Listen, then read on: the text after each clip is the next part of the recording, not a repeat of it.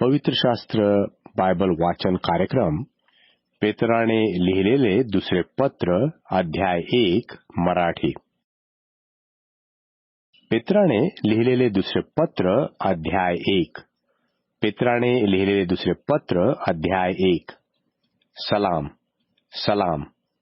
आपला परमेश्वर व तारणारा येशू ख्रिस्त यांच्या न्यायत्वाने आमच्यासारखा मोलवान विश्वास मिळालेल्या लोकास येशू ख्रिस्ताचा दास व प्रेषित शिमोन पेत्र याचकडून परमेश्वर आपला प्रभू येशू याच्या ओळखीने तुम्हाला कृपा व शांती विपुल मिळो. ख्रिस्ती मनुष्याचे हक्क व शील. ख्रिस्ती मनुष्याचे हक्क व शील, ज्याने आम्हाला आपल्या गौरवाने व सत्वाने पाचारण केले, त्याच्या ओळखीच्या द्वारे त्याच्या परमेश्वरीय सामर्थ्याने जीवनास व सुभक्तीस जे सर्व काही साधक ते आपल्याला दिले आहे हे तुम्हाला माहीत आहे. त्यांच्या योगे मोलवान व अतिमहान अशी वचने आपल्याला देण्यात आली आहेत, यासाठी की त्यांच्याद्वारे तुम्ही वासनेपासून उत्पन्न होणारी जगातील भ्रष्टता चुकवून परमेश्वरीय स्वभावाचे विभागी व्हावे. याच कारणाने तुम्ही होईल तितका प्रयत्न चालवून आपल्या विश्वासात सात्विकते ज्ञानाची, ज्ञानात इंद्रिय दमनाची, इंद्रिय दमनात धीराची, धीरात सुभक्तीची, सुभक्तीत बंधुप्रीतीची व बंधुप्रीतीत प्रीतीची भर घाला. कारण हे गुण तुम्हामध्ये असून वाढते असले तर आपला प्रभू येशू ख्रिस्त याच्या ज्ञानाविषयी तुम्ही निरुद्योगी व निष्फळ होऊ नये असे ते तुम्हास करतील. ज्याच्या अंगी ते नाहीत तो आंधळा आहे, अदूरदर्शी आहे. त्याला आपल्या पूर्वीच्या पापांपासून शुद्ध झाल्याचा विसर पडला आहे. यास्तव बंधूंनो, तुम्हास झालेले पाचारण व तुमची निवडणूक या संबंधाने खात्री करून घेण्याबद्दल विशेषतः प्रयत्न करा. असे तुम्ही केल्यास तुमचे पतन कधीच होणार नाही आणि अशा प्रकारे आपला प्रभू तारणारा येशू ख्रिस्त याच्या सार्वकालिक राज्यात प्रशस्तपणे तुमचा प्रवेश होईल. जागृत राहण्याबाबत इशारा. जागृत राहण्याबाबत इशारा. या कारणास्तव जरी तुम्हाला या गोष्टी कळतात आणि तुम्हास प्राप्त झालेल्या सत्यात तुम्ही स्थिर झालेले आहात, तरी तुम्हाला त्यांची नेहमी आठवण देण्याची मी काळजी ठेवीन. मी या मंडपात आहे तोपर्यंत तुम्हास आठवण देऊन जागृत करणे हे मला उचित वाटते. कारण मला ठाऊक आहे की आपल्या प्रभू येशू ख्रिस्ताने मला कळविल्याप्रमाणे मला आपला मंडप एकाएकी काढावा लागणार आहे आणि माझे निर्याण झाल्यावरही त्या गोष्टीची आठवण सदा तुम्हास करता यावी म्हणून मी होईल तितके करीन. कारण चातुर्याने कल्पलेल्या कथास अनुसरून आम्ही आपल्या प्रभू येशू ख्रिस्ताचा पराक्रम व आगमन ह्या संबंधाने तुम्हास कळवले असे नाही, तर आम्ही त्याचे महत्व प्रत्यक्ष पाहणारा होतो. त्याला परमेश्वर पित्यापासून सन्मान व गौरव मिळाले, तेव्हा परमेश्वरशाली गौरवाच्या द्वारे अशी वाणी झाली की हा माझा पुत्र मला परमप्रिय आहे, याच विषयी मी संतुष्ट आहे. आम्ही पवित्र डोंगरावर त्याचबरोबर असताना आकाशातून आलेली ही वाणी ऐकली. शिवाय अधिक निश्चित असे संदेष्टाचे वचन आम्हाजवळ आहे, ते अंधक ठिकाणी प्रकाश पाडणाऱ्या दिव्याप्रमाणे आहे. तुमच्या अंतःकरणात दिवस उजाडेपर्यंत व पहाटचा तारा उगवेपर्यंत तुम्ही त्याकडे लक्ष द्याल तर चांगले होईल. हे प्रथम मनात आणावयाचे की शास्त्रातील कोणत्याही संदेशाचा स्वतःच्या कल्पनेने उलगडा होत नाही, कारण संदेश मनुष्यांच्या इच्छेने कधी झालेला नाही, तर पवित्र आत्म्याने प्रेरित झालेल्या मनुष्यांनी परमेश्वरापासून तो सांगितलेला आहे. पवित्र शास्त्र वाचन बायबल कार्यक्रम पेत्राने लिहिलेले दुसरे पत्र अध्याय 2 मराठी. पेत्राने लिहिलेले दुसरे पत्र अध्याय 2. पेत्राने लिहिलेले दुसरे पत्र अध्याय 2. खोटे संदेष्टे व पापी जीवनक्रम. खोटे संदेष्टे व पापी जीवनक्रम. तरी इस्रायली लोकातही खोटे संदेष्टे होते, तसे तुम्हातही खोटे शिक्षक उत्पन्न होतील. ते नाशकारक पाखंडी मते गुप्तपणे प्रचारात आणतील.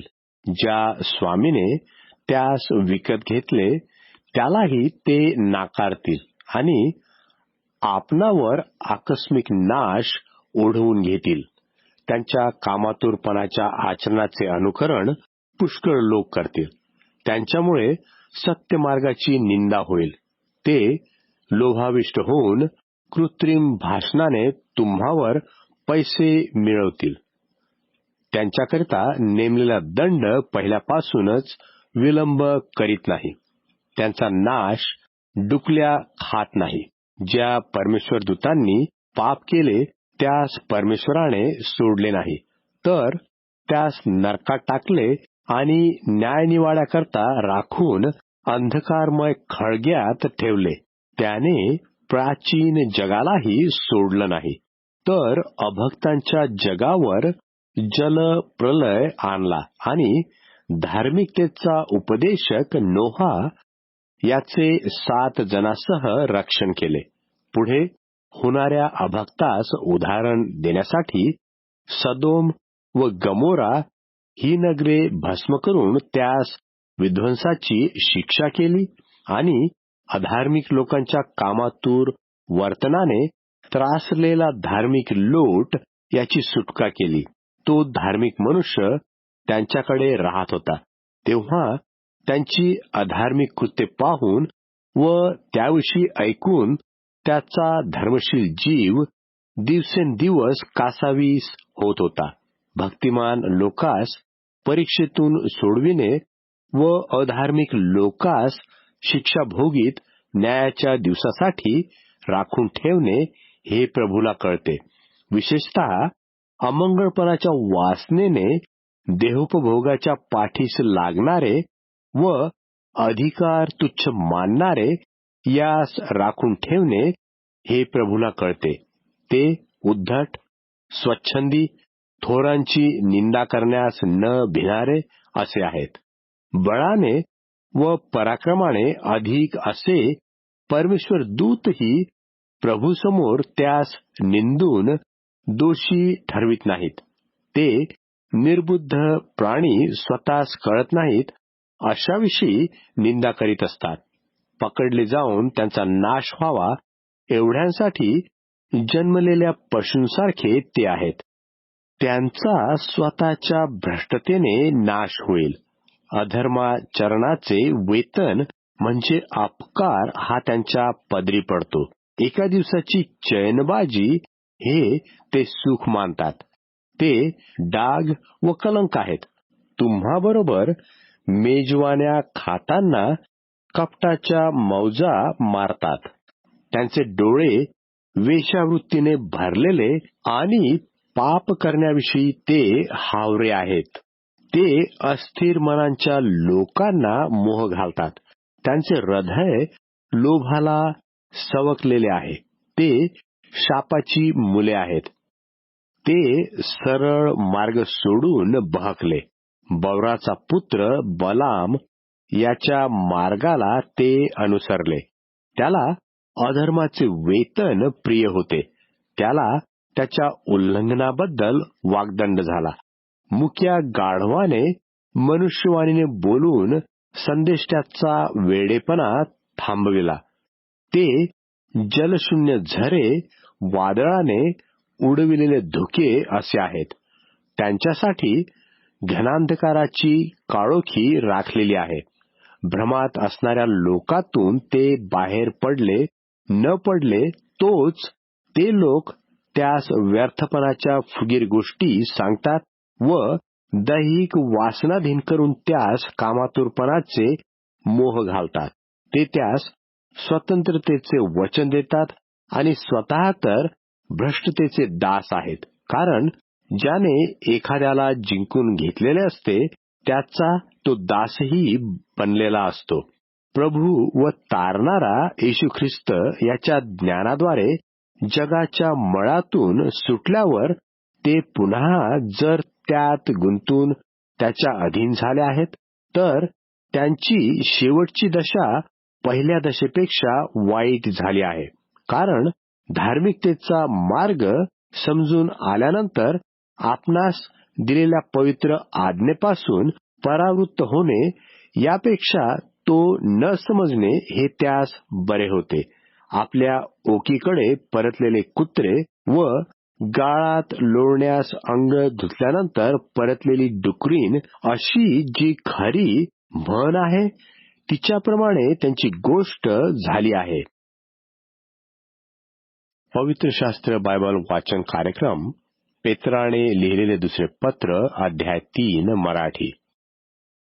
पेत्राने लिहिलेले दुसरे पत्र अध्याय 3. पेत्राने लिहिलेले दुसरे पत्र अध्याय 3. ख्रिस्ताच्या पुनरागमनाचा दिवस. ख्रिस्ताच्या पुनरागमनाचा दिवस. प्रियबंधूंनो, आता हे मी तुम्हास दुसरे पत्र लिहित आहे. या दोहोमध्ये मी आठवण देऊन तुमच्या सात्विक मनाला जागृत करतो, यासाठी की पवित्र संदेष्ट्यांनी पूर्वी सांगितलेल्या वचनांची आणि प्रभू व तारणारा याने तुमच्या प्रेषितांच्या द्वारे दिलेल्या आज्ञेची आठवण तुम्ही करावी. हे प्रथम मनात आणावयाचे की शेवटच्या दिवसात आपल्याच वासनाप्रमाणे चालणारे थट्टेखोर लोक थट्टा करीत येऊन म्हणतील, त्याच्या येण्याचे वचन आता कोठे आहे? कारण वाडवडील निजले तेव्हापासून उत्पत्तीच्या प्रारंभापासून जसे चालू आहे तसेच सर्व काही राहिले आहे.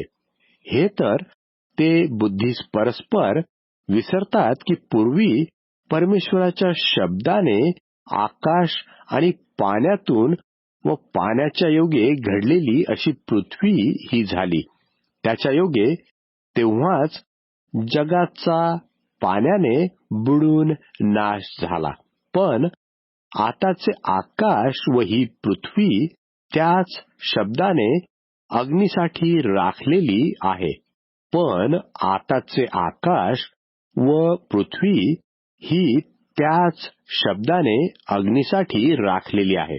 म्हणजे न्याय निवाड्याचा व अधार्मिक लोकांच्या नाशाचा दिवस येईपर्यंत शिल्लक ठेवलेली आहे.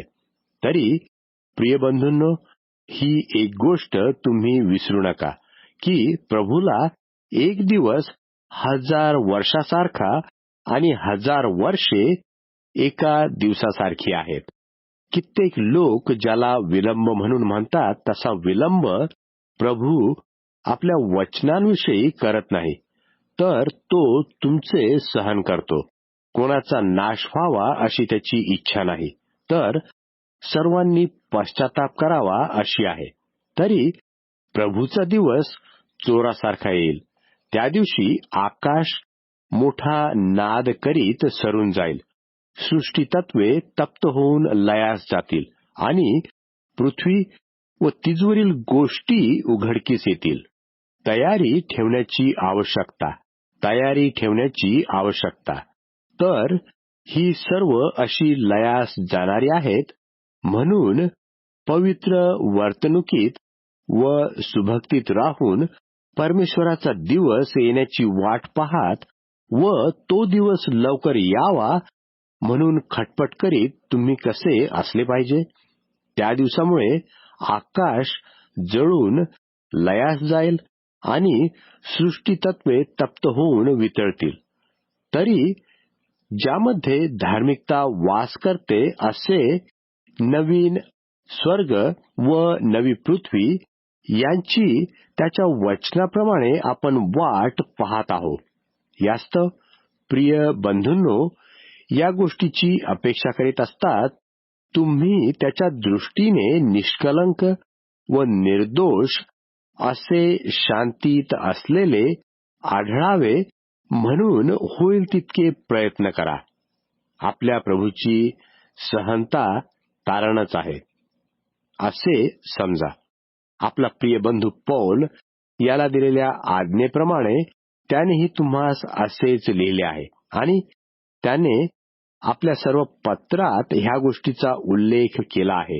त्यात समजावयास कठीण अशा काही गोष्टी आहेत.